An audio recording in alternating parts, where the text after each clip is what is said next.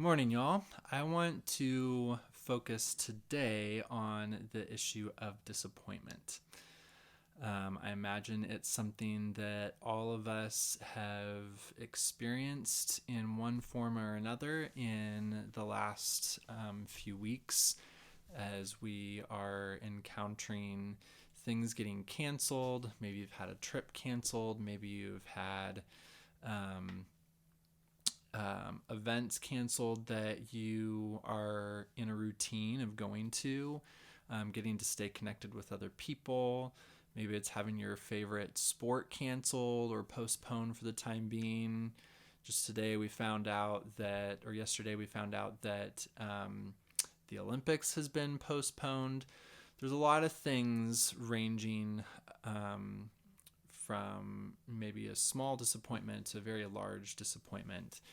And so I wanted to talk about that briefly and give us a guided time of mindfulness in that.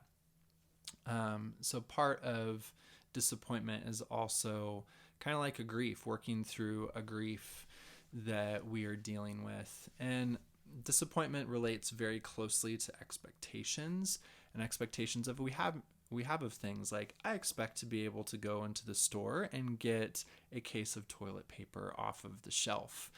And those expectations seem reasonable. And when those expectations are not met, we have disappointment. And oftentimes, disappointment comes out in anger or blame, in sometimes depression if it's a bigger disappointment. And sometimes that can even lead us to try and numb out with what we're feeling because we don't want to deal with the feelings of disappointment, which can even lead us towards addiction as well, trying to numb out our feelings. So we want to find constructive ways of dealing with our disappointment. And right now, it's like it's one disappointment after another, going from like a trip canceled to then not being able to go to an event that I wanted to go to, and then not having toilet paper in the store, and just one thing after another. Every day is a transition, and we start to lose our stability as well.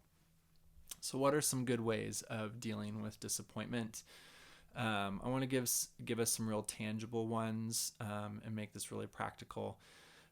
Part of it is breathing, kind of like the mindfulness exercises that we've been doing, acknowledging what we're feeling. Um, Sometimes it needs to be cathartic things like going from a run, going and um, working out in some way, not in the gym. Um, Part of it might be even like what my wife and I do with our kids sometimes is like scream in a pillow if you're angry and frustrated or disappointed, or punch a pillow, um, getting the energy out, but then being able to constructively talk about it and contemplate about it, um, and contemplate what is the expectation that I have, what is the attachment that I have, and what is that about. So I want to lead and guide us in that time this morning. So if you can, grab a seat, go for a walk, whatever feels best in the place that you're at this morning, to participate in this, or if you want to do it later in the day when it's a better time for you.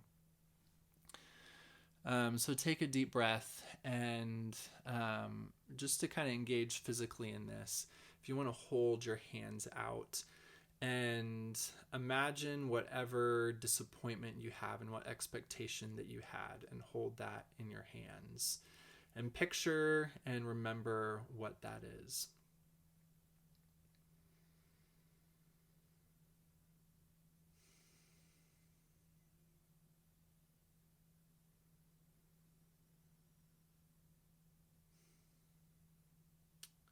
And what is it about that thing that you want to hold on to? What is it about that thing that makes it difficult to let go of? Maybe there's a lot wrapped up in that trip. You've been planning for a long time.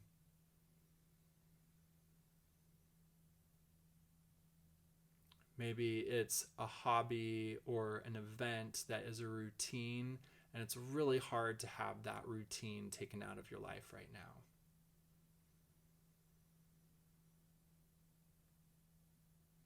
What expectations are being confronted that you are disappointed in?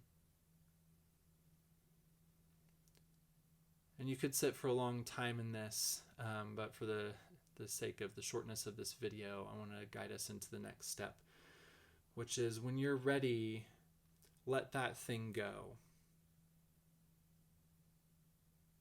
What does it feel like to let go of that disappointment? To let go of that expectation? And as you turn your hands around, what does it look like to have a new perspective, a new expectation of that thing in a more open-handed way? What is the invitation in this time with that expectation, with that disappointment?